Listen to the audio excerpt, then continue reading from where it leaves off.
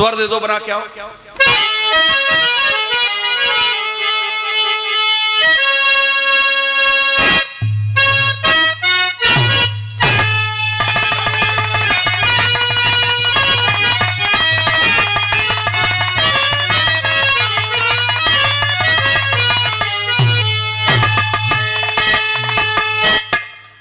बना के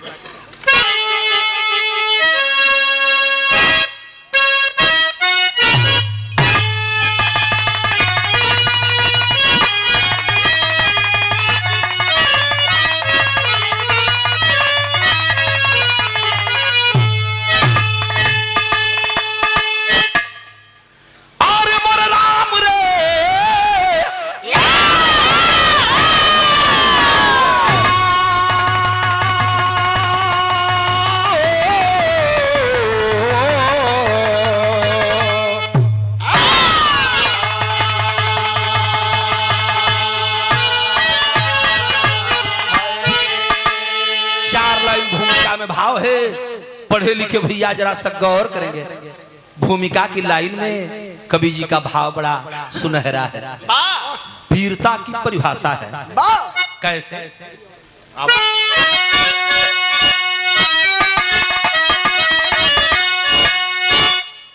कि वीरता वरंगना न होती सत्ताधारियों की,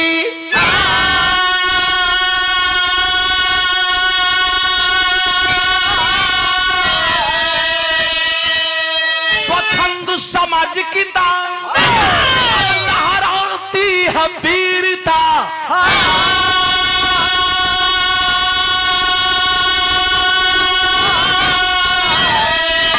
वीरता विनम्र कर्मठ निरीहों से,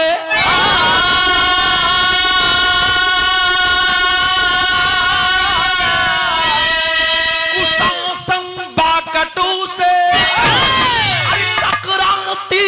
वीरता।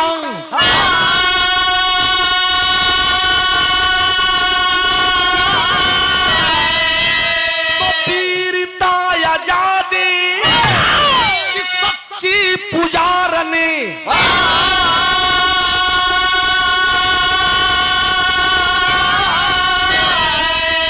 गुलामी को ठोकर लगाती है वीरता।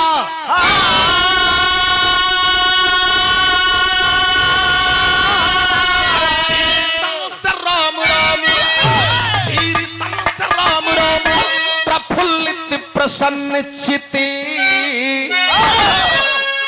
कि ऐसी ही भांति है केवट की वीरता।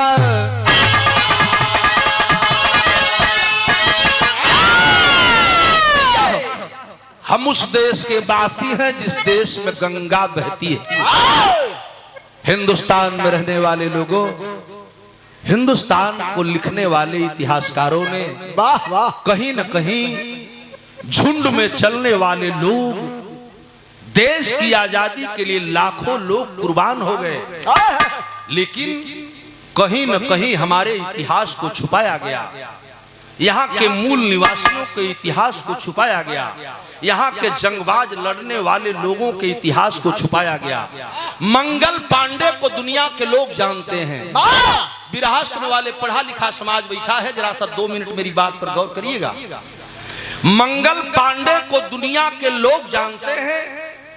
हिंदुस्तान का प्रथम संग्राम जब हुआ, आजादी की प्रथम लड़ाई हुई, तो मंगल पांडे का नाम पहले पेज पर आता है। लेकिन मंगल पांडे के अंदर क्रांतिकारी की अलख जगाने वाला व्यक्ति, क्रांतिकारी की चिंगारी को जलाने वाला व्यक्ति माता दीन भंगी को कोई नहीं जानता। इसलिए कि मंगल पांडे जाति के ब्राह्मण थे और माता दीन भंगी जो क्रांतिकारी की आग लगाया, जिसके पहले कहने पर पहला संग्राम छिड़ा, वो माता दीन भंगी एक भंगी समाज का था, मुसहर समाज का था। इसलिए माता दीन भंगी का नाम कोई नहीं लेता और मंगल पांडे का नाम दुनिया जानती है। बम के अंदर चर्बी है, बम के अंदर गाय और सुअर की चर्बी है। इस बात को बताने वाला व्यक्ति शूद्र समाज का बेटा जो चिंगारी जलाया, जिस पर बड़े बड़े क्रांतिकारी आए, शहीद हो गए। इसी तरह भीड़ के पीछे आगे चलने वाले एक आदमी का नाम तो दुनिया के लोग जान गए, लेकिन पीछवा कितना लोग शहीद हो गए, ओकर इतिहास छुपा दिया गया। राजाओं में तमाम राजाओं का नाम आता है, लेकिन कुछ राजा ऐसे भी हुए, कुछ ऐसे महापुरुष हुए जिनको लोगों ने छुपाने का काम किया। यहीं से भूमिका लेकर के बिरहा की स्टोरी शुरू है। और बिरहा की स्टोरी शुरुआत कल गल मास्टर एक लाइन गजल बा। और कौन गजल बा तनी से दे दो बेटा।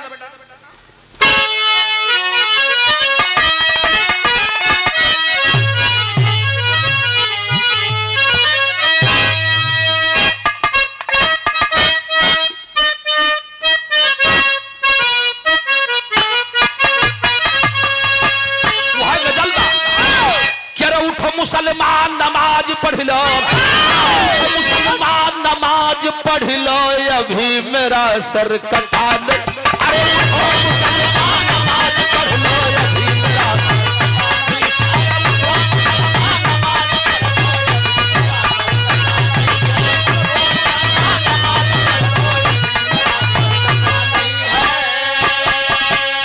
उठो मुसलमान नमाज पढ़ लो, सर कटा नहीं है, अभी मेरा सर कटा नहीं है। हुसैन ने जो दिया शहादत, हुसैन ने जो दिया शहादत वैसा कोई, अरे हुसैन ने जो दिया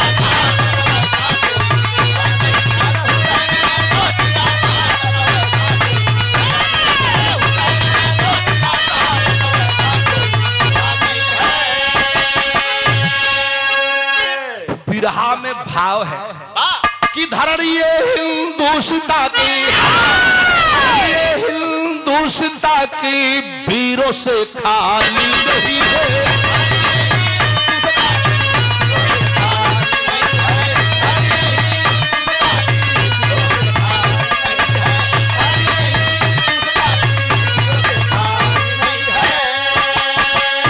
धरणी हिंदुस्तान की अरे वीरों से खाली नहीं है, वीरों से खाली नहीं है।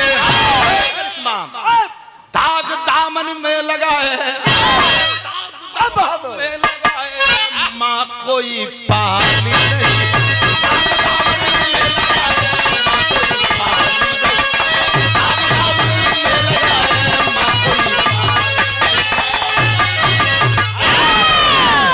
भैया हम आजादी की लड़ाई के लिए आतुर थे, देश मेरा आजाद हो जाए, यही जनमानस में गूंज रहा था। ऐसे जैसे समय में एक पीड़ा मैं आपके सामने लाने जा रहा हूं, और बिरहा के करबा नाच जाई दिमाग। गौर करेंगे 15-20 मिनट, बड़ा अनोखा चीज। भाव कितना सुंदर है।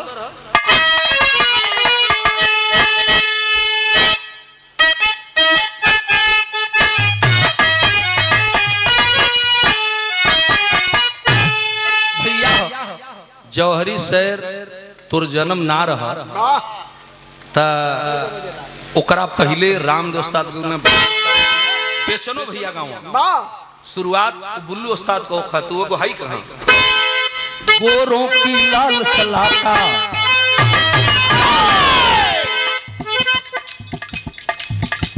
गोरों की लाल सलाका भारत माँ के सीने में, निर्मम निसंग निडर हो चुभ गई लहू पीने में।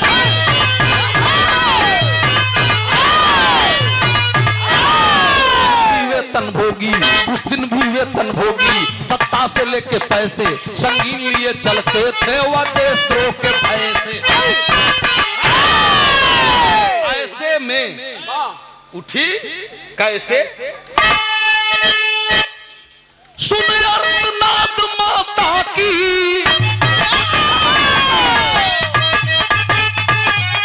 अंबर से टपका पानी,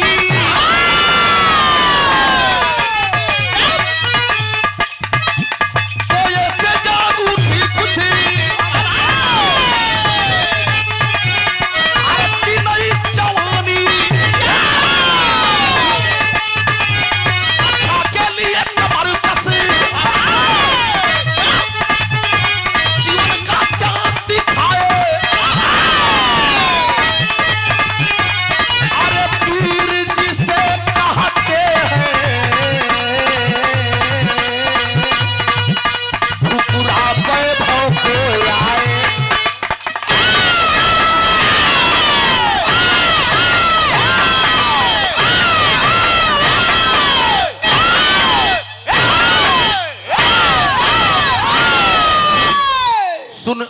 अर्तनाद माता की अंबर से टपका पानी।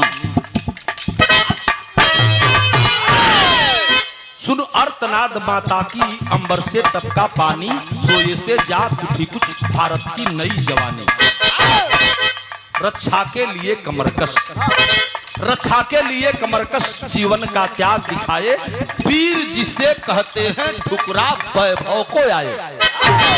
जेकरा के आजादी का नशा चढ़ल, हमरा देश के लोग बैठल हुआ, सर समाज के भैया लोग सुनत हुआ, माई बहन नहीं, जिके आजादी की का नशा चढ़ल, देश से गुलामी भगावे के हो, सगरी सुख वैभव त्याग करके आजादी की लड़ाई में टूट पड़ा।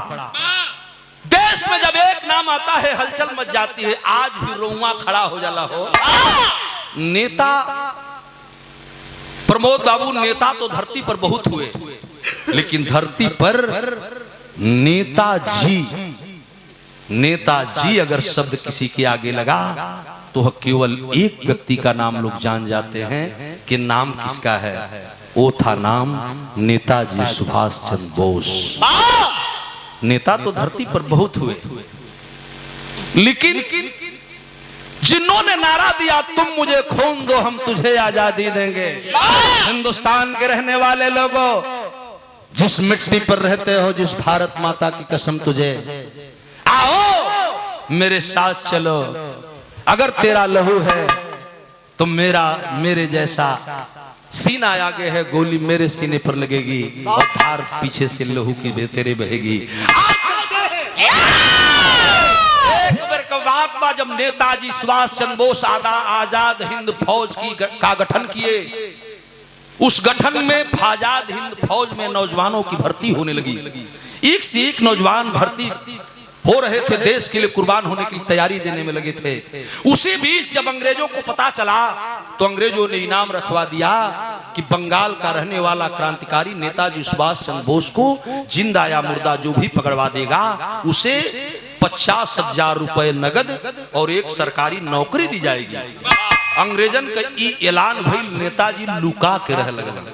आज जब नेताजी छुप कर रहने लगे, एक दिन बंगाल से निकला वो व्यक्ति, ये चचा बंगाल से निकल करके नेता सुभाष चंद्र बोस जी इसी तरह बिहार के रास्ते हमारे उत्तर प्रदेश में प्रवेश किए। बंगाल से बिहार आते हैं, मुजफ्फरपुर होते हुए छपरा भटनी के रास्ते जब गोरखपुर में आए, देवरिया के रास्ते गोरखपुर में जब आए, गोरखपुर में एक मीटिंग करते हैं और सिपाहियों की खबर, अंग्रेजों को खबर लग गई कि नेता सुभाष चंद्र बोस यूपी में मीटिंग कर रहा है, उत्तर प्रदेश में आया है। कहाँ आया है? तो गोरखपुर में आया है। अंग्रेजी फौज नेताजी के पीछे लग गई। नेता सुभाष चंद्र बोस को जब भनक लगी तो हमारे देश का गुआ नेताजी गोरखपुर छोड़ करके गोंडा की तरफ चले गए और गोंडा रेलवे स्टेशन पर जब उतरे तो गोंडा में पुनः अंग्रेजी फौज नेता सुभाष को घेर लेती है।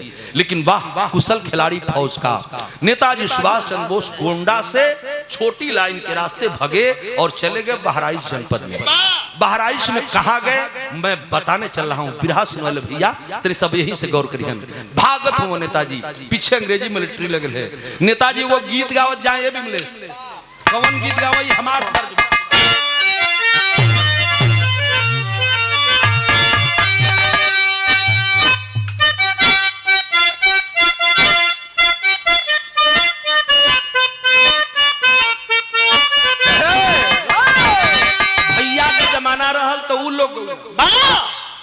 मुंगरी से मार मार दहिया दिला तू करिश्मा, वो जमाना रहल तो वो लो समय लोग गौला, जहिया मारे तहिया मछरी खियावला जरूर। हम गौली वो कैसेट में कौन हो कि भैया के फंसा के भौजी, भैया के फंसा के भौजी काटा ताड़ी चानी हमारा बुरुबक भैया पर, हमारा बुरुबक भैया पर अरे करली फुटानी हमारा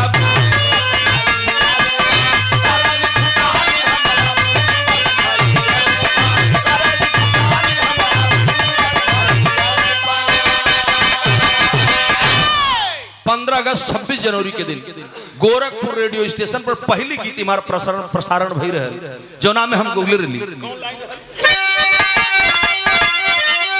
कि सोने का चिरैया, सोने का चिरैया गगनवा हमार जहावा लहर तिरंगवा, लहर तिरंगवा, अरे गगनवा मझारी जहावा लहर तिरंगवा,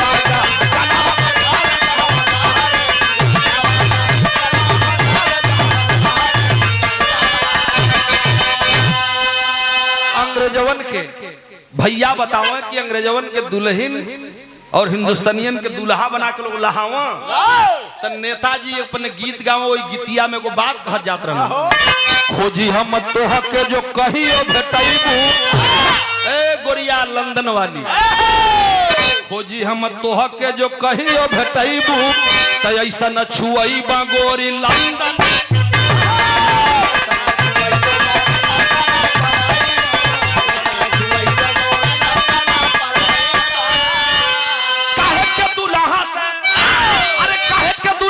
करलू तकरार जहावा लहर तिरंगवा, लहर तिरंगवा, अरे गगनवा मझारी जहावा लहर तिरंगवा,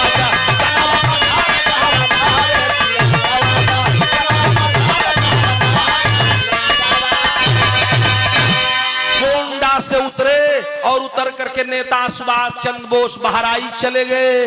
बहराइच में एक तहसील पड़ती है मेरे बाबूजी, जिस तहसील का नाम है नानपारा। नानपारा में उतरे और जब नानपारा से उतरे तो नानपारा के उत्तर की तरफ चले और नानपारा से जब उत्तर पकड़े, नहर का बैराज है, जो भाई गए होंगे नानपारा से उतर के जो ही उत्तर की तरफ आप जाएंगे तो 4, 5, 7 किलोमीटर के बाद तो नेपाल शुरू हो जाता है। लेकिन वही नानपारा के बगलिया में एक छोटा सा बाजार है, स्टेशन है, वही बाजार के बगल में जब नेताजी जात रहलन, कोई के खबर लग गई कि नेता सुभाष गोरखपुर से चल के गोंडा या गोंडा से बहराइच में आ गया है, पता करो नेता की मीटिंग कहां होने वाली है। लोग पता कैलो और नेताजी के पीछे अंग्रेजी मिलिट्री लग गई। नेताजी के ऊपर इनाम रखा है, मेरे ही देश का रहने वाला एक पागल आदमी खुफिया का काम कर दिया। जौना देश में बड़े बड़े देशभक्त पैदा भई ना, लोग बतावल ना कि वो देश में सारे गद्दारन कभी कमी न रहे। एक आदमी जिसका नाम था श्री राम सिंह, बाबू श्री राम सिंह धोखा किया, नेताजी को पहचान लिया और जब पहचान लिया तो वो काम कैलस विदेशिया लगल विमलेश, दिया है खबर की ये चाचा, दिया है खबर की पापी अंग्रेजवन से, अरे पीछा कैला नेता के तब गोरे दुश्मना,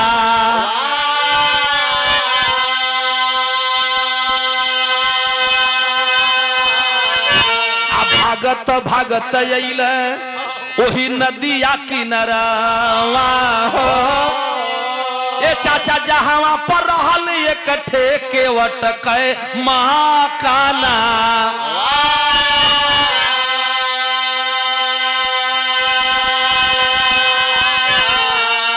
आया आनंद पालो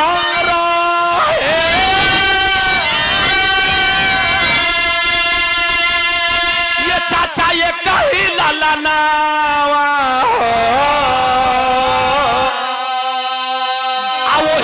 लाया करी गावा नावा सुगाना, नयन भरी सजनी की, नयन भरी सजनी की देखहु न पवलई हो, कि ये चाचा जननी का सुना ले रोदनावा सुगाना।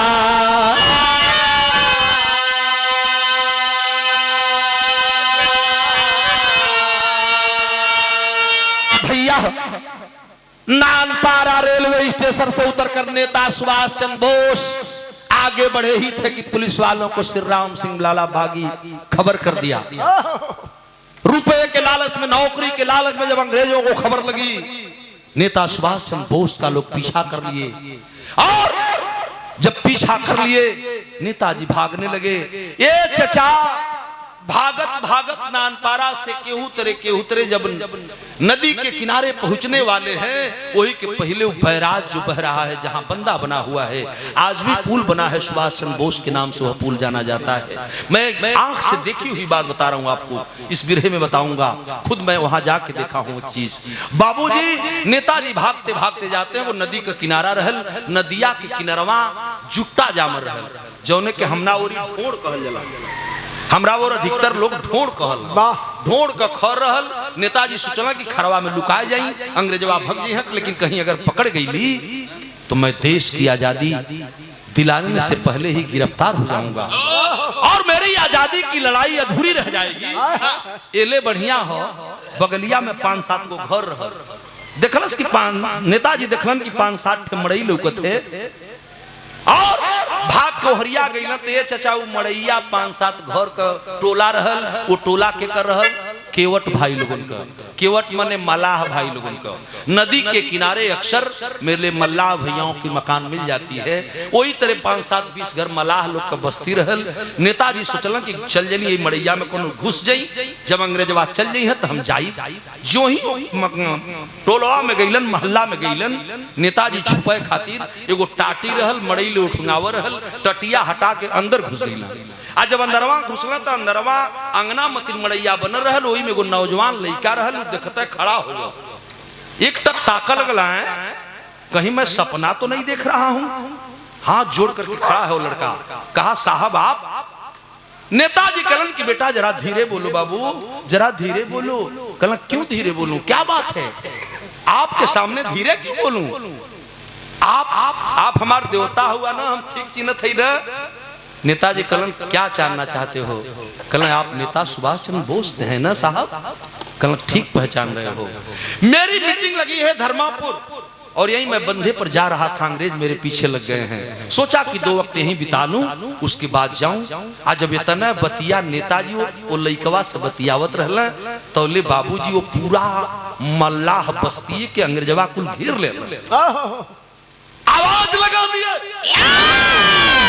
अरे इस मोहल्ले में रहने वाले केवट बिरादरी के लोगों, मल्लाह निषाद समाज, जो भी समाज के लोग रहते हो, नेता सुभाष को बाहर कर दो वरना पूरी बस्ती को जलाकर खाक कर दिया जाए।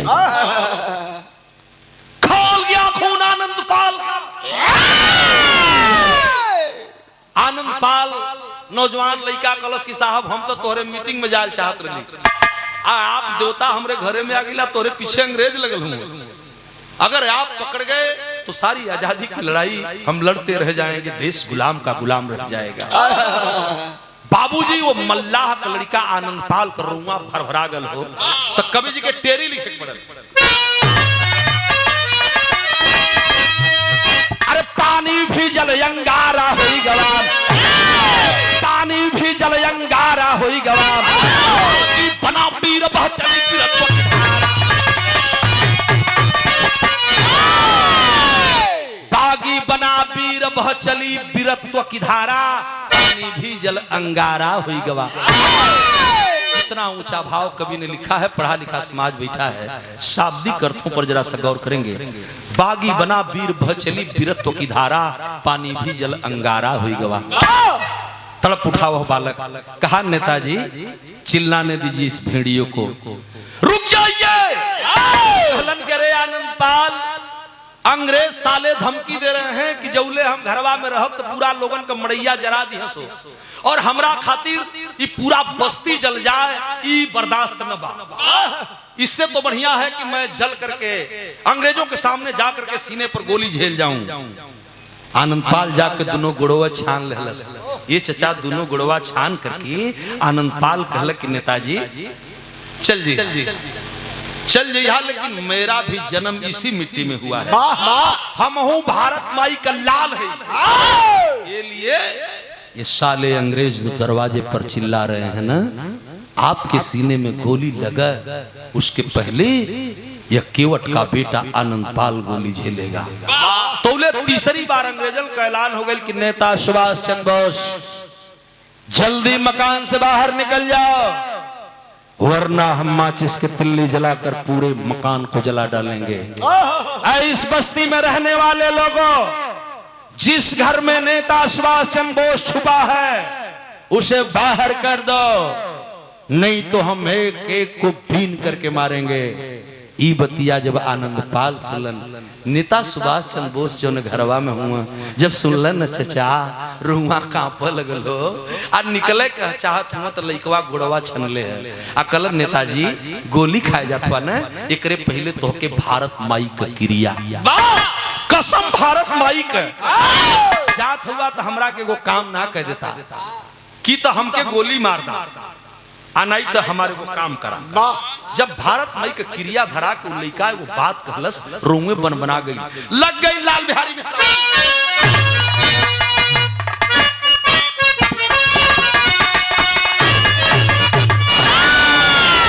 कहा आनंदपाल नेताजी समाज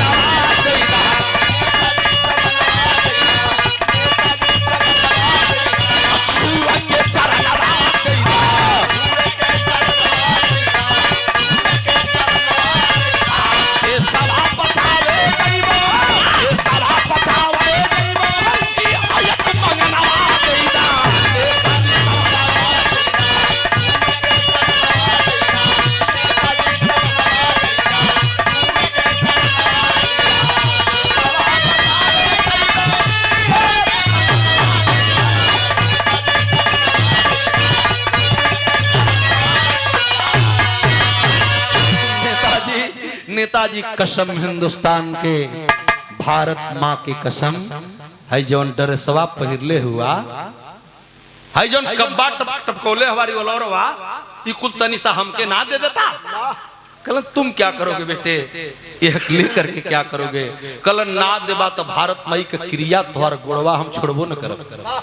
तब तक अंग्रेजों की चौथी बार आवाज आ गई कि नेता सुभाष चंद्र बोस जल्दी बाहर निकलो वरना मकानों को जलाकर हम खाक कर देंगे।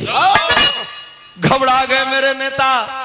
आनंदपाल चिघाड़ मारता है कलश के, नेताजी का ये चाहत हुआ कि हमारी समन्वय तोहरी समन्वय पूरा बस्तिया जर जा। आज जब ये बात कहलस न ये चाचा तो नेताजी की अखिया में आंसू भर गई और तुरंत नेताजी अपन कपड़वा उतार के लड़कवा के देवे लगला। अब भइल का तनी हाई देखा बिरा कि नेताजी लिवास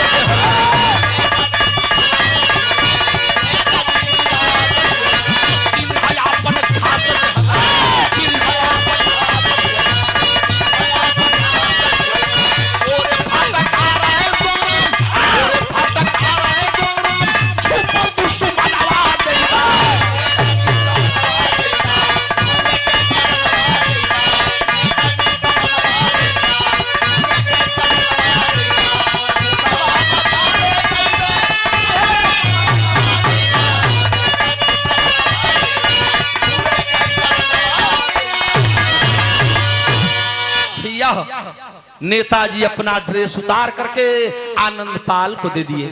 आनंदपाल को जब दिए तो नेताजी का कपड़वा पहन के रिवॉल्वरवा ले करके नकली सुभाष चंद्र बोस बन गए।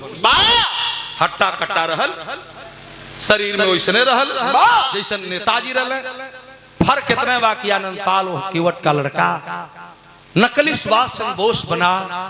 ये चचा घरवा में गौना का दुल्हन आई रही, वही मड़ैया में से ताकत हो कि हमार स्वामी हुआ या नेता नेता कैले हुआ ई के हो ना जानत हो।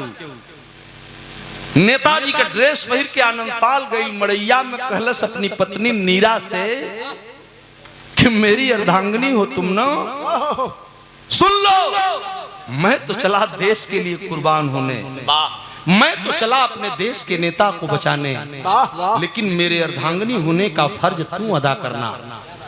ऐ नीरा तब तक मैं वापस न आऊं तब तक इस देवता को मत जाने देना।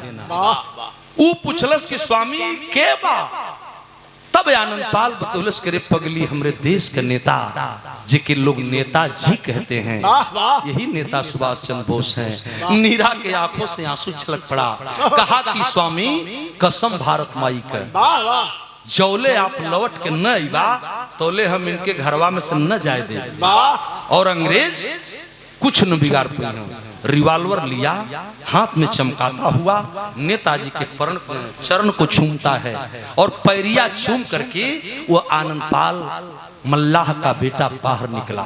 चारों तरफ अंग्रेजी मिलिट्री घेर चुकी थी महल को, वो महल्ले को फोर्स घेरी थी।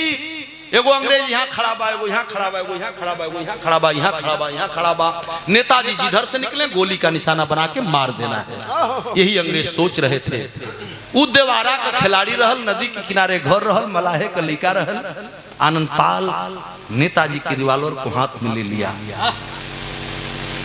समझ गया एक राउंड गोली इस रिवॉल्वर में है और एक राउंड गोली मेरे पट्टे में है। एक राउंड का मतलब रिवॉल्वर में 6 गोली होगी, 6 गोली की रिवॉल्वर भरी हुई है। बाहर निकला और जब बाहर निकला तो बिरहा गजब हो गया।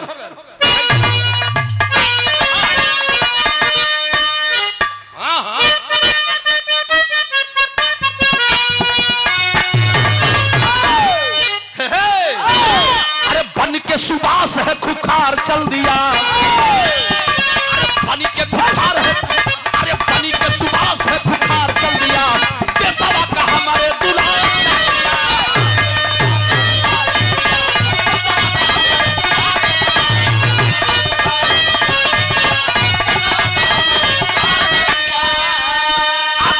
धाए गोलियां, चाचा धाए धाए गोलियां रन पे चलाया है, 10 अंग्रेजों को मार के गिराया है।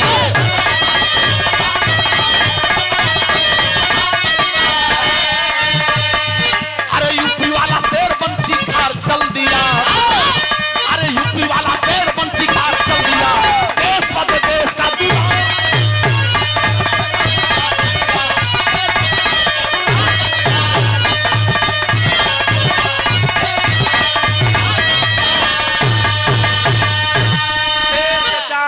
आनंदपाल जो है निकला, रिवॉल्वर की नाल तन गई। एगो मड़ई कयार दे के निकलल, दूसर का मड़ई के लुका गई। अंग्रेज ताकत हो नेताजी इन्ने सही हो, इन्ने सही हो, इन्ने सही हो, चिहात हो किन्ने सही हो। आ तौले तीसर की मड़ई देख के इतर जैसे स्कूलवा का गेटवा हो, एहर से लुकात बिके आ गेट के बाहर निकल गई। अंग्रेजवन के ताकत कहां हुआ ससारे कल एगो हो दे लौकत है। बाबूजी मल्लाह का बेटा आनंदपाल रिवॉल्वर को एक फायरिंग हवा में करता है और जब गोली मरलस, वो गोली की तरफ सबकी निगाह गई कि इधर ही नेता निकल रहा है और चौकन्ना देख के गली के रास्ते निकलल। इतना तेज भगल चचा कि जो नदिया के किनारवा ढूंढवा जामल रहल, जो जुटवा जामल रहल, ओहरे भागत गई और लुका गई। अंग्रेज पीछा कर लिए और जब पीछा कर लिए रिवॉल्वर की दूसरी गोली जो भी चलती है, अंग्रेजी फौज का दूसरा सिपाही शहीद हो गया। वही जुट्टा में जब एगो अंग्रेज मरल, सगरी अंग्रेज सारे कांपे लगल। सो नेताजी सुभाष तो बहुत खतरनाक आदमी है, भटके रहना मेरे भाइयों, नहीं तो सब तो मार लेगा। वो सारे तो यह बुझा सो कि नेताजी हुआ, लेकिन आनंदपाल रिवॉल्वर की गोली बरसाता हुआ जुट्टा की तरफ जब चला, जो भी अंग्रेज नेता सुभाष समझ के उसको मारना चाहता था, रिवॉल्वर की गोली चलती थी और वहीं धाराशाही हो जाता था।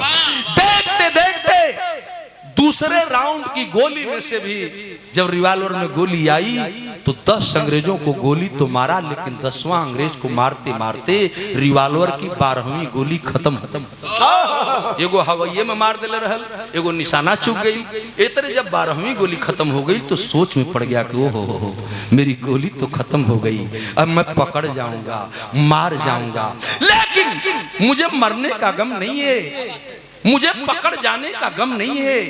हमरा के गम ए बात का बा कि लोग जब पकड़ ली तो देख जब ली तो चीन जई कि नेता सुभाष न ई तो कोनो दूसर लगत बा, ई बड़ा डर बा। दिमाग में यह बात घर कर गई कि नहीं मैं मर जाऊं ये ठीक है, लेकिन ये साले ये न समझ पाए कि नेता सुभाष नहीं है, कोई दूसरा है। इतने बात जब लड़का के घर कैलस तो ये चचा डोर कयार लेके भागत भागत धीरे धीरे नदी के दियारा के तरफ गई, जहां पर्दवा लगल बा वही पर्दवा के लगवा नदिया का धार का पानी रहल आ इतना दूर बालू का रेता रहल। ये गैप बा समझ ली। यही गैप में वो लड़का नदी के धार के तरफ बढ़ना चाहता है। ए चचा जो ही जुटवा से निकलल न हो पंचो, नदिया की धार की तरफ चलल के नदिया में कूद के जान दे दे नेताजी समझ के हमके लोग मरल समझ जाई हैं तलेवा नदिया में कूद जाई। आनंद पाल भागला जो ही बालू के रेता में मैदान में आया। जो साले अंग्रेज बचे थे ठाए ठाए गोली चला दिए और मेरे भारत का सपूत नदी के किनारे जाते जाते कई गोली लगल वही जब बालू रेता में गिर गया। ये चचा हम इतना जने बैठल है हो, जब बलुइया में गिरल न हो, जब बलुइया में गिरल चचा तो सोच गेल कि सारे अंग्रेजवा जब पकड़ ली है ना तो लोग छीन जाई कि नेता सुभाष चंद्र बोस नहीं तो कोनो दूसर बा तो हमार भैया खातिर फिर काल बन जाई। ये चचा वही जब लड़कवा केहुनी के बल हो ऐसे चले लगल आ केहुनी के बल घुसुके लगल कि जौले अंग्रेजवा हमरे लग गया हम नदिया में कूद जाई। अब बारे करिश्मा बारे मेरे देश के बारे मेरे देश की वो पवित्र माता जिन्हें हम भारत माता कहते हैं। माई की कृपा जब भइल वो जवान नदी के किनार के धार पर पहुंच गई। आज जब वो धरिया के किनारवा गई जौले सारे पकड़ल चाहा आ तौले वो नदी में छलांग लगा। आज जब नदी में छलांग लगा गया बाबू तो ऊपर से गोलियां बरसाया अंग्रेजों ने, लेकिन दिमाग में एक बात हलचल कर गई कि नेता सुभाष चंद्र बोस मार दिया गया। कहां?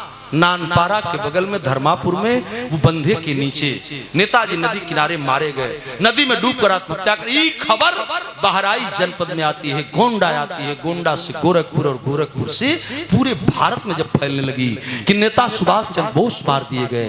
भारत के जो निवासी जब सुनते हैं करेजवा कांपे लगल कि हमार देवता मार दे गई ना, ई तो ठीक बा। लेकिन ए चचा ई खबरिया जब वो घरवा में गई जौने घरवा में नेताजी लुकायल रहल ऊ जब सुनल कि हमरा बदले आनंद पाल मार दहल गल का, नेताजी के दिमाग में आयल कि लोग ये बतियावत हुआ कि नेताजी मर गए, इसका मतलब यही हुआ कि मेरे बदले आनंद पाल मर गया।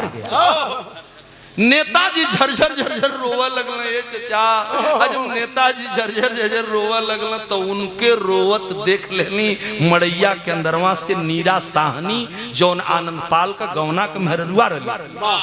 वो गौना का दुल्हन देखलस कि नेताजी रोवत हुआ हमरे घरवा में रोवत हुआ। ए चचा ना बर्दाश्त भल हो, वो गौना का दुल्हन निकल पड़ल आके पैर छान ल देवता ये करे खातिर रोवत हुआ कि हमार स्वामी गइल तोहके बचावे, अब तू जइबा तो मरा जइबा। ना ना मत रोवा। ऊ का बुझत बा तब तक नेताजी के मुंह से निकला कि नहीं पगली, मैं इसलिए नहीं रो रहा हूं कि मेरी भी छाती में गोली लग जाएगी। अरे पगली मैं तो इसलिए रो रहा हूं कि इस घर का इकलौता चिराग आनंद पाल इस दुनिया में नहीं रहा। जब गौना का दुल्हन सुनले कि हमारे पति शहीद हो गई ना बाबूजी, अब समझ सकते हैं कि दिल पर क्या गुजरी होगी। टूट गई औरत और टूट करके एक बात कहने लगी और वो लड़की कहती क्या है नेताजी से जाके हाथ जुड़लस। कलश हमार सैया क्रिया धरा के गई लुवन कि जौले हम न आई तौले हमारी नेताजी के घरवा में से मच जाए दी है। तो नेताजी कसम हिंदुस्तान की आपको घर से नहीं जाना चाहिए। बिरहा से दिमाग न हटे। नीरा कहलस साहेब हमार सैया की रिया धरा के गई लुवन ना कि जौले हम न आई तो नेताजी के घरवा में से न जाए दी है। तो हम तोहार रक्षा कैसे करी ई तो हमके नहीं खे बुझात। लेकिन हमार स्वामी शहीद हो गए तब हम जियब कैसे, एकरा खातिर हम तुहार पैर तब छोड़ब, अब हम जाई। नेताजी कहलन कि तू जाएगी, कहां जाएगी रे पगली। नीरा पैर को चूमती है और एगो बात कहलस। का कहलस भैया गाँव कैसे कैसे का? भैया ते सवा के करना, भैया ते सवा के करना, भैया ते सवा के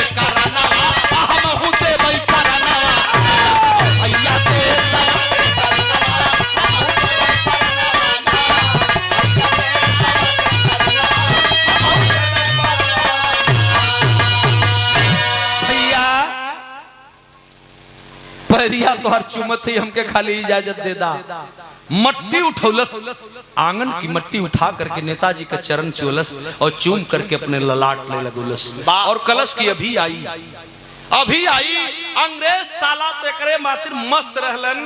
बहराइच से लेके गोंडा गोरखपुर है नहीं, पूरे पूर्वांचल के साथ साथ पूरे देश में जब ये चर्चा हुई कि नेता सुभाष चंद्र बोस मार दिया गया, कहा नानपारा में मार दिया गया, नेता सुभाष चंद्र बोस मार दिया गया। खुशी में अंग्रेज फूले नहीं समा रहे थे, जश्न जगह जगह जश्न लोग मना रहे थे। नेताजी को कसम धराती वो लड़की की है, नेताजी कसम हिंदुस्तान के, भारत माता की कसम, जब तक मैं वापस नहीं आऊं तब तक आप यहां से घर से बाहर नहीं जा सकते। किरिया धरा के आओ लड़की जब फिर पैर चूम के निकले लगल तो उधर चलती है जिधर अंग्रेज नेता सुभाष के मरने का जश्न मना रहे थे। और कहां आ गई? वही नानपारा की तरफ कि भैया के सवा के करना, भैया के सवा के करना।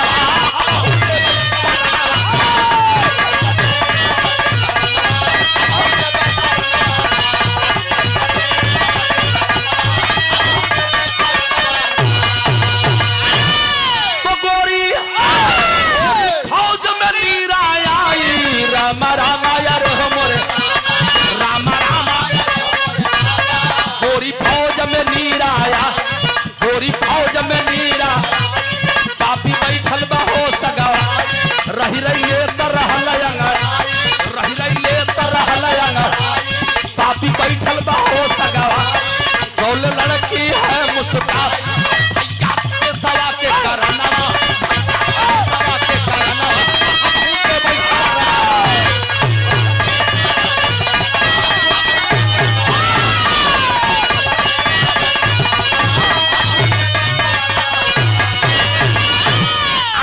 नानपारा तहसील है, नानपारा तहसील के पास पहुंचती है, अंग्रेजों का डेरा है, कैंप पड़ा था और वही कैंप में बैठ करके अंग्रेज जश्न मना रहे थे कि नेता सुभाष चंद्र बोस मार दिया गया।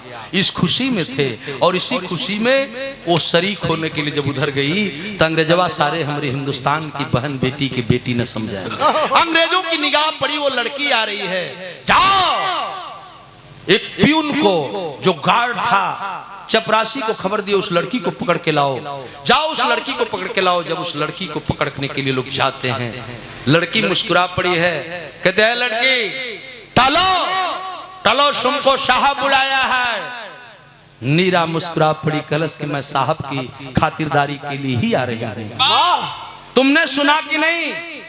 यह बतियावत कैंप में चल गई। जब कैंपवा में गई तो जितना अंग्रेज मिलिट्री कर रहा हूँ कैंप वाले बाबूजी सारे जश्न में डूबे हैं। और जब लड़की को देखे तो ठिठोली करने लगे, मजाक करने लगे। नीरा कहती है कि नहीं, अगर यहाँ नेता सुभाष के मरने की अगर आप लोग खुशी मना रहे हो तो मैं भी उस खुशी में शरीक होने आई हूँ और मैं कुछ आपकी सेवा करना चाहती हूँ। कल की क्या करना चाहती हो कर लो, जो चाहे कर लो, जो दिल में आए वो कर लो। आज अभी बात अंग्रेज कहलन है बाबूजी, तो नीरा मंगाती है, कहती है साहब ऐसे नहीं होगा। तुरंत अपना कपड़ा उतारने लगी और अर्धनग्न शरीर पर वो नाटक करना शुरू करती है लड़की और नाचने लगी उस महफिल में। और सारे अंग्रेज झूमने जब लगे तो दूगो बिस्की का बोतल मंगा लो।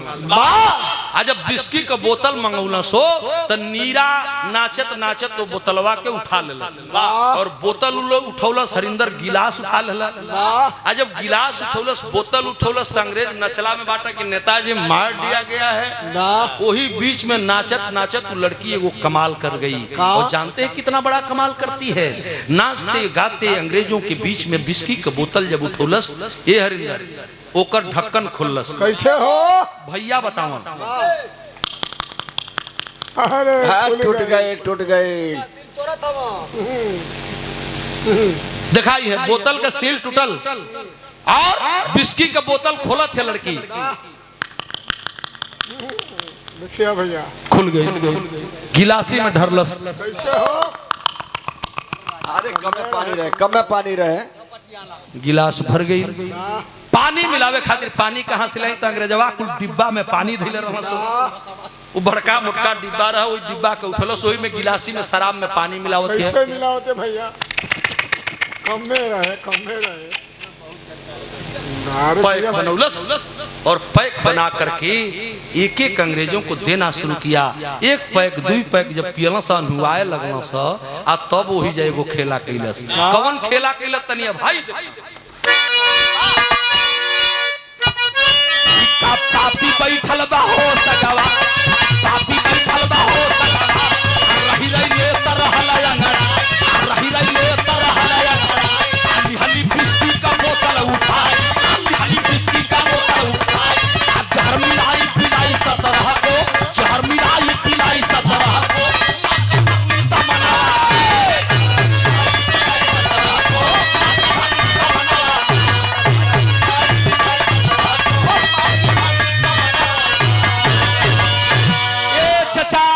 बिस्किया का बोतलवा उठा के हो वह नीरा नाम की मेरे देश की बिटिया बोतल उठा करके एगो पुड़िया निकलस। बड़ा जतन से लेके गई रहल अंदर, अपने ब्लाउज में रखले बा ओके निकलस एगो भभूत का पुड़िया। अंग्रेजवा सारे जौले बुझा तौले वही बोतलवा में मिलौलस। आउ कोनो सोखा जी का भभूत न रहले हम उ रहल जहर और शराब में पड़ते ही विषैला बन गया। और जब तीसरका पैक ढार के दहलस, जो अंग्रेज पिए जवन सारे पियला सो करिश्मा जौने पियला तो न वही करवट हो गया सा पियला कुल हो लुढ़कत गई ना। एक गो दू गो तीन गो करते करते 18 अंग्रेजों की टोली थी। एक अंग्रेज गेट पर पहरा दे रहा था। 17 गो कैंपवा में रहलन। 17 के पियोलो सा 17 जब लुढ़क गई तो हिंदुस्तानी खून बड़ा गर्म होता है। अब तक तो नीरा शांत थी, लेकिन जब दिमाग में आया कि मैंने नेताजी के मरने का बदला जो ये जश्न मना रहे थे, मैंने उस जश्न का बदला अपने पति के शहीद होने के बदले में ले लिया। अबले तो लड़कियां शांत रहले चाचा। आज जब खून गरम भइल तो ही में जब हम बताइला अक्सर बोले हैं बिरहा के मंच पर आप सुना करते हैं कि हिंदुस्तानी खून बड़ा गर्म होता है। जब तक ये हिंदुस्तान का खून ठंडा है तब तक तो गनीमत है, लेकिन हिंदुस्तान का गर्म खून अगर गर्म हो गया तो किसी विदेशी खून में वो ताकत नहीं है जो गर्म खून को ठंडा कर दे, ठंडा कर दे, ठंडा कर दे। जब खून खौलल वो लड़कियां इनकलाब जिंदाबाद भारत माई का जय बोले लगल। जब 17 अंग्रेज लुढ़क गई ना शराब पी के जहर पी करके, तो वही कैंपवा में इनकलाब जिंदाबाद भारत माई का जयकारा बोले लगल। तौले गेटवा पर जो खड़ा रहल पहरवा देत रहल राइफलवा लेके। तो आप लोग देखले वही जो पहरेदार होता था कबो कबो थाना में अबहिन भी संगीन लेकर के पहरा देते हैं। संगीन का मतलब ये होला, संगीन का मतलब ये होला कि राइफलवा की मुहवा पर चाकू लगल होला। आप देखे होंगे आज भी थाना में जो चीज की ड्यूटी पहरे की लगती है वो में राइफल रही और राइफलवा के मुहवा पर एगो चाकू लगल रहा। वो चाकू इतना धारदार और जहरीला होता है कि उसमें जहर होता है। वो देखलस कि यह गई है लड़किया तो कुल शराब पी के नाचत रह सो आ का भइल कि कुल कुर्सिया पर लुढ़कल हो सो आ सगरी तो लुढ़कल बाड़ा कुल आई इनकलाब जिंदाबाद। इहे बतिया धोखा हो गई। जिंदाबाद कर तू गेटे से बहरा निकल लगल। आ जब गेटवा से बहरा जात रहल भैया तो यही जब धोखा होगा। वो चपरासी प्यून जो दरवान था दरवाजे पर खड़ा था समझ गया कि ओहो यह लड़की हिंदुस्तानी तो जरूर है, लेकिन ये लड़की साधारण नहीं है, ये तो कोई क्रांतिकारी लगती है। और वही धोखा कर गया। जानते हैं धोखा कैसा कर दिया?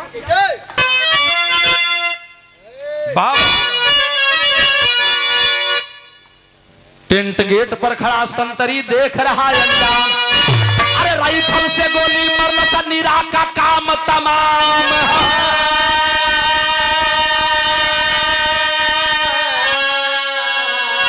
अरे पानी भी जल अंगारा हुई गवाम। जो ही वो लड़कियां निकलल संतरी जब देखा समझ गया कि लड़की साधारण नहीं, कोई क्रांतिकारी लगती है।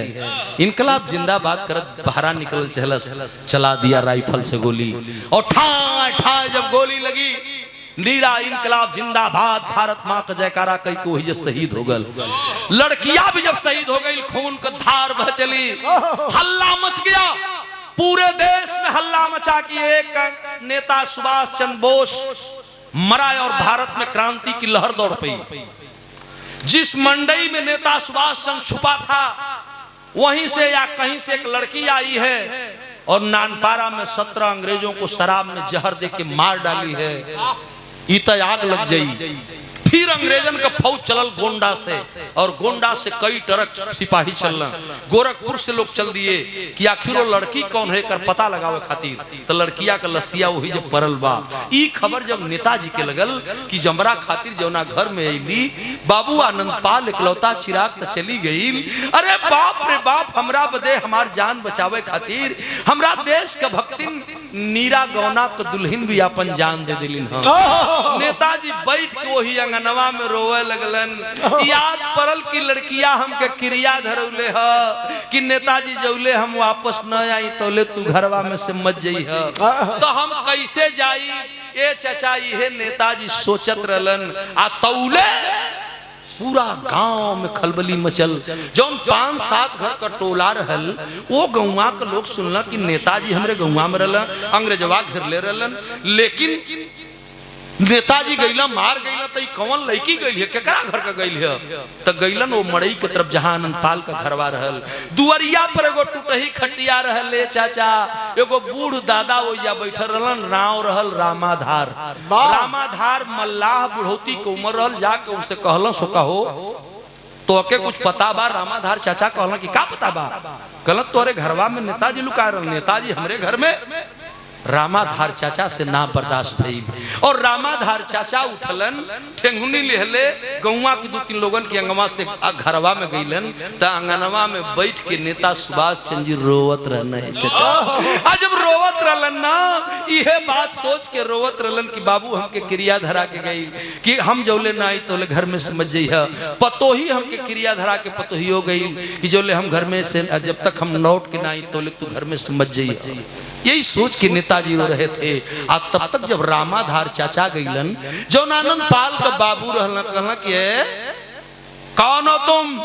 ऊपर जब मुड़ी कैलन, लोग कहला कि है नेताजी हुआ, नेता सुभाष चंद्र बोस साफ हो। चाचा हाथ जोड़ लेलन, कहलन कि तू रोवत काहे हुआ बेटा, तू नेता सुभाष चंद्र बोस हुआ तो रोवत काहे हुआ।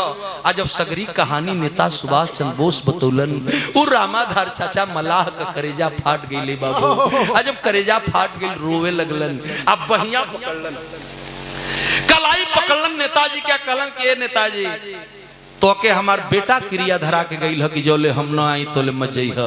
हमार पतो ही क्रिया धरा के गई है कि जौले हम ना आई तोले तू मत जई है। तो हम आनंदपाल का बाप बोलत हैं। और चलिए आगे आगे मैं चलूंगा और मेरे पीछे तुम चलना। गोली चलेगी तो पहले रामाधार मल्लाह के सीने में लगेगी, उसके बाद आपके सीने में लगेगी। आगे आगे बुढ़ऊ दादा चलना। नेताजी के बहिया पकड़ ले हुआ। नेता सुभाष चंद्र बोस के कुछ बुझाता ना बा, शरीर पर अपन कपड़ा भी ना बा। उ तो जौन पहिरले हुआ तो आनंदपाल को ये लेके आनंदपाल उनको पहिर के तो डूब गई रह नदी में। अब देखा जो ही चाचा निकलना बहरवा बाबू, तो लड़किया का पता लगावत कि वो लड़की कौन थी। पीछे अंग्रेज की फौज उस गांव की तरफ फिर आने लगी कि वो लड़की इसी गांव से गई है। किसके घर की थी ये जानकारी करे खातिर अंग्रेज आवत रहलन। एने से नेताजी निकलल हुआ। अब तो मामला फंस गई। नेताजी गांव छोड़ से निकल लिए थे और अंग्रेज उधर से आ रहे थे। बीच में नेताजी फिर घिर गए। जब दोबारा घेरा गई ना, रामाधार चाचा 68 वर्ष को उम्र रहल, ठेंगुनी ले हुआ। आ एगो बात कहलन, का करन बाबू, एक थे बात कहला बेटा, तनी सौर बढ़ जाओ कि दपट के बोला बुढ़ावा का समरदाना हमारे नेताजी। देखा अपन परिवार है, अपन घर बैठल है। बिरहा से पहपट का उठान होगा। बिरहा जगत का एक ही शेर, हमारे जनपद का शेर और इस विद्यालय का शेर। स्वर्गीय बड़े भैया बेचन राजभर इस पोपट को गाया करते थे। कोइया तमाम गौना, लेकिन इस समय के उस गावे कहत बार न गवाई जो हम बतावा जाते ये भैया गावा एक अंदाज तनी देखब से आप का कि टपट के बोला बुढ़ावा कसम दाना हमारे नेताजी आ खबरदार आंसू नहीं बहाना हमारे नेताजी।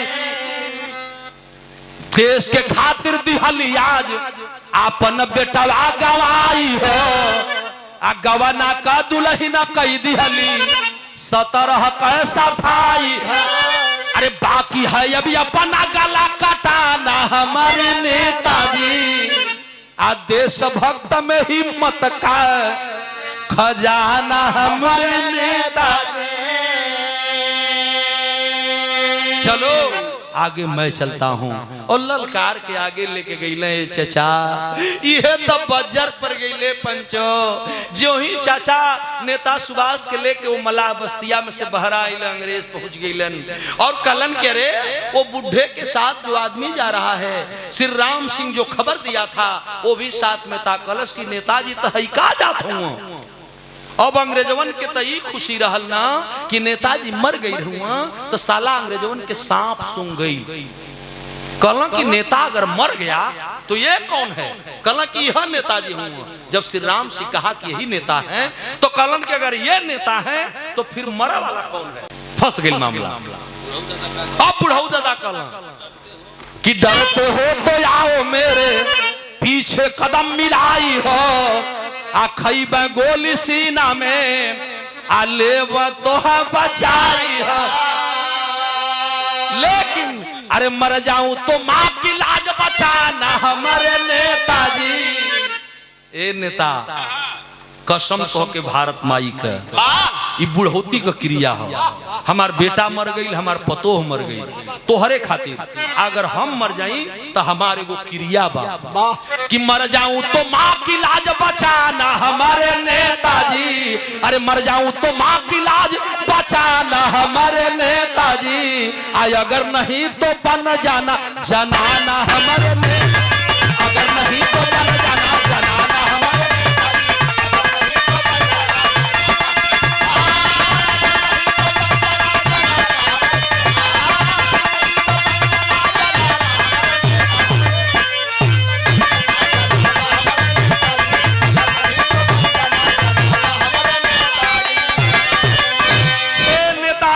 कसम है। मैंने बेटे का कसम तोड़ दिया बहू का कसम तोड़ दिया तो मेरी कसम है भारत माता की कसम। गोली मुझे लगेगी मैं पहले गोली झेलूंगा मर जाऊंगा ये ठीक है कबूल है। लेकिन तुम देश को आजादी जरूर दिला देना। और ऐ नेता अगर आजादी नहीं दिला पाना तो हाथ में कंगन पहन लेना चूड़ी पहन लेना पैरों में पायल पहन लेना लीलरा पर टिकुली साट के मंगिया में सेनूर पहिर के मेहरारू बन जाइए। छोड़ दी हाई आजादी का लड़ाई। ई क्रिया जब रामाधार चाचा कह दहलन न कि अगर न लड़ पैहा तो जाके मेहरारू बन के कोठा पर जाके मोजरा गई हा। जब ये बात नेता से बर्दाश्त न भई जुट्टा से निकले ही थे नेताजी। अंग्रेजी फौज पीछे से ये सोच रही है नेता है नहीं है नेता है नहीं है ये करत रहल तो इसको पकड़ा जाए जिंदा पकड़ लिया जाए मारा न जाए। अंग्रेजवा ये सोचत रहल तो नेताजी झुंटा पार करके आगे गईला जौन बलुइया करे तवा रहल वही मैदानवा में रामाधार चाचा लेके नेताजी के भागत नदिया की ओर जाए लगना। आ जब नदिया की ओर जाए लगना चाचा तो अंग्रेजवन का गोली चल गई और गोली आके रामाधार चाचा मलाह के सीने में लग गई और चाचा वहीं शहीद हो गए। जब रामाधार चाचा मलाह भी मर गई नेताजी समझ गए कि साले अंग्रेज जो हमके पकड़ा आ तौले दौड़ करके गईला कि अंग्रेजवन की गोलिया से बढ़िया कि कूद के ही नदिया में जान दे दे। और दौड़ करके नेताजी गए और नदी में कूद गए। आज जब नदी में नेताजी कूद गई ना तो ये चाचा हमारे बिरहा के श्रोता बंधु बिरहवा गजब हो गल।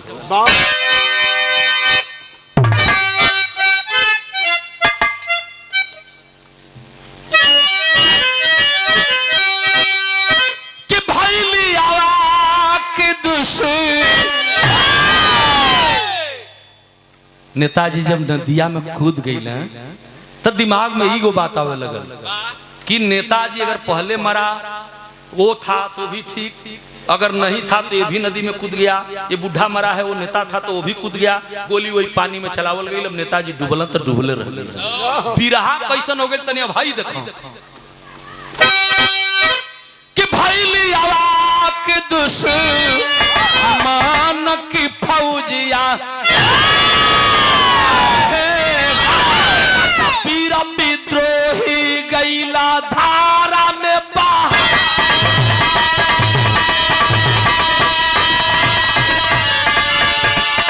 वीर विद्रोही गैला धारा में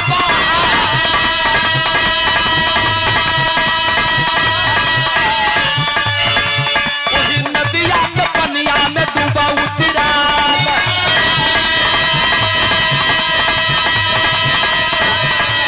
नदिया के पनिया में डूबा उतरा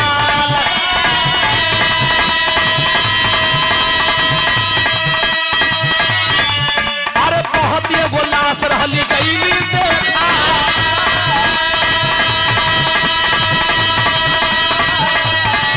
चाचा बहुत ये वो लाश रहली गईली देखा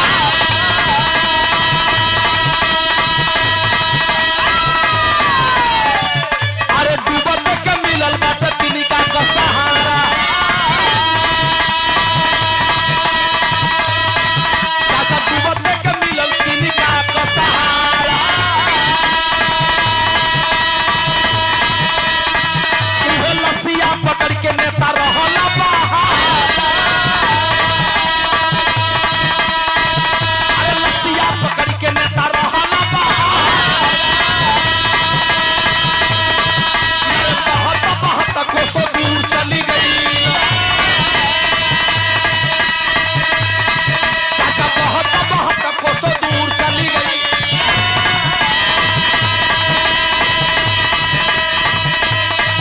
अरे हो गई ना बेहोश और गई ना तीरा अरे हो गई ना बेहोश नेता गई ना हो तीरा रतिया बितल फिर सवेर हो गई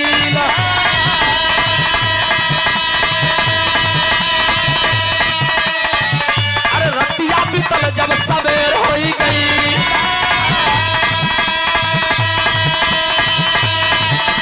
धीरे धीरे नेताजी के होश गया लैया अरे खींच करके लसिया निकाले पनिया से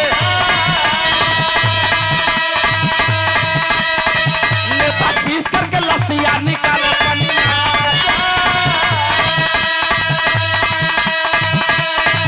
अरे देख करके नेता तब गई चिहा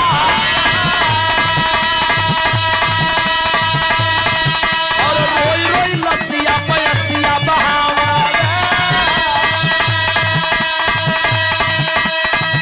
अरे मृतक के सामने रोवेला बिना खा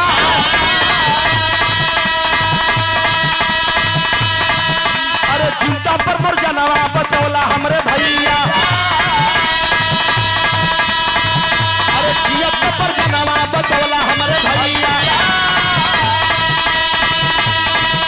हम वाले पर गईला बचावे हमके अरे लइके किनारे ओ आनंद वाली लसिया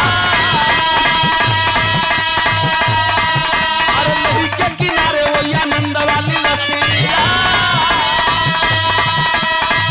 भैया नेता सुभाष जी रोला पिला था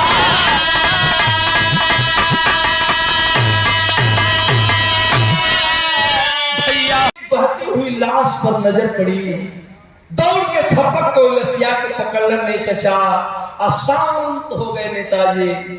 अंग्रेज तो चले गए कि नेता पहले नहीं मरा तो अब मर गया, चलो चलते हैं। वापस हो गए कि अब नेता मार दिया गया।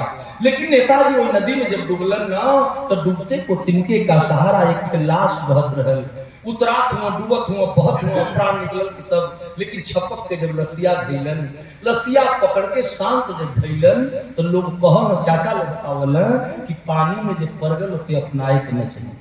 नेता सुभाष चंद्र बोस जी लाश पकड़े और लसिया धारा में बहत रहल।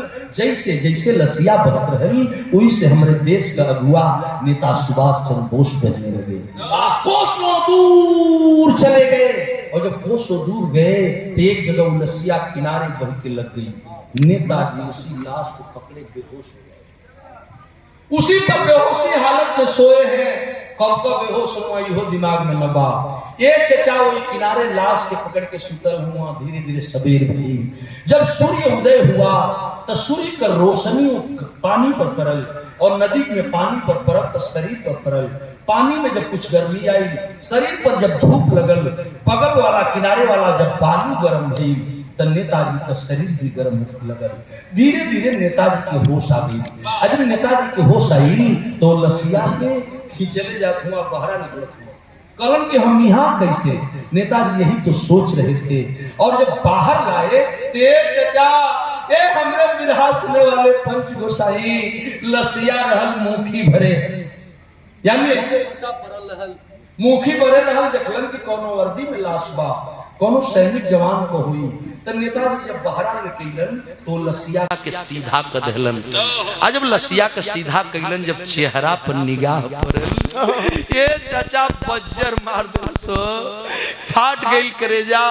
कलंस के कहलन के रे आनंद पाल तू, अरे पगला आनंद पाल तू, जब तक तू जिंदा था रे पगला तब तक तो तू हमें बचाया ही रे, और मरने के बाद भी मुझे बचाने चला आया। तू कितना महान है रे। वही आनंदपाल की लसिया के लेके कोरा में धोके वही नदिया किनरवा नेताजी रोवा लगल। और रो करके एक बड़ी ऊंची बात नेताजी ने कहा। और जानते हैं कितनी बड़ी बात कहा? लेकर के लसिया नेताजी रोत हुआ और रो के नेताजी आखिरी लाइन में एगो बड़ी ऊंची बात कहलन। कौन सा बात कहलन? वही लाश के लेके बिरहा के आखिरी लगी। ये चाचा कइले तब बिलो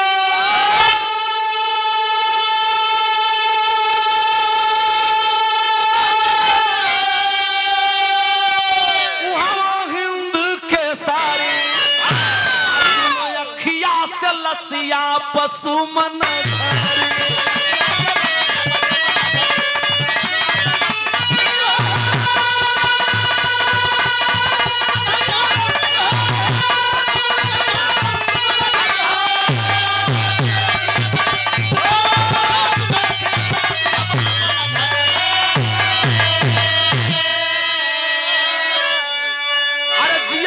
कैला भैया, अरे जियत देवर भैला भैया हमारा पर उपकार हो। हम वाला पर भैला तू नहीं आके पतवार।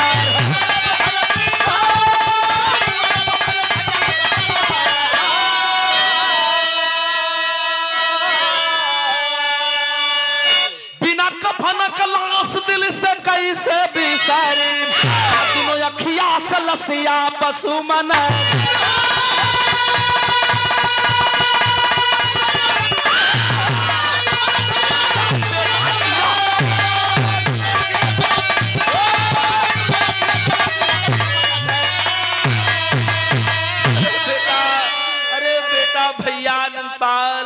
भैया आनंदपाल तोहर कर्जा हम न भर पाई, हमके बचावत में तू जान देला, तोहर पत्नी जान देलस, तोहर बाबू मर गिले बुढ़ौती के उम्र में। ए बाबू हम इतना लाचार है रे पगला कि ये नदी के किनारे हम तोरा के देवे खातिर इतना लाचार है कि हमरा पले कुछ नहीं खेरे बाबू।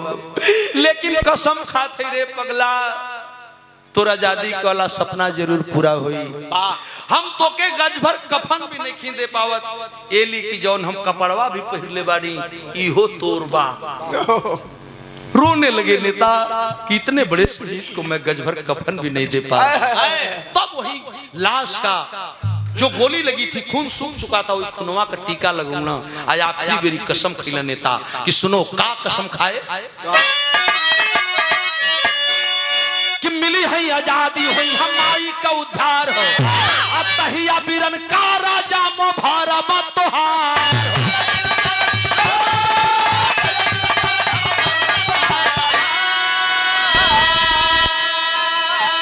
बेटा अरे भैया सुनो कसम है मेरी, मिली है आजादी होई माई का उद्धार हो, तहिया बिरन करजा में भरबा तोहार हो। अफसोस तो एक बात कबा, कौना बात के कि बिना कफन कलास, बिना कफन कलास दिल से कैसे बिसारी, दोनों अखियां से लसिया पशुमना।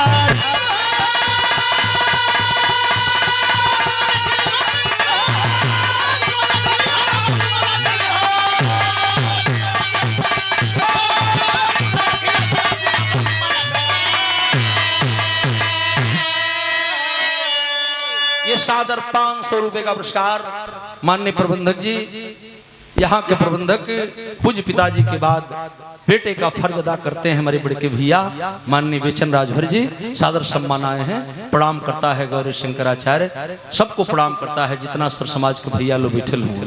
बिरहा के आखिरी में हुए एक बात कहलन कि बाटी हम लाचार भैया तोहर समहनवा।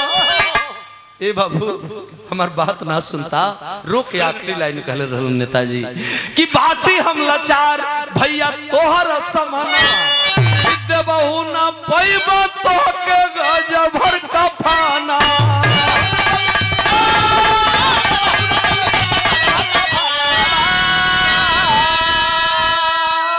केवट कच्चा सयाब जाग में रहे, दोनों अखिया से लसिया पशुमना।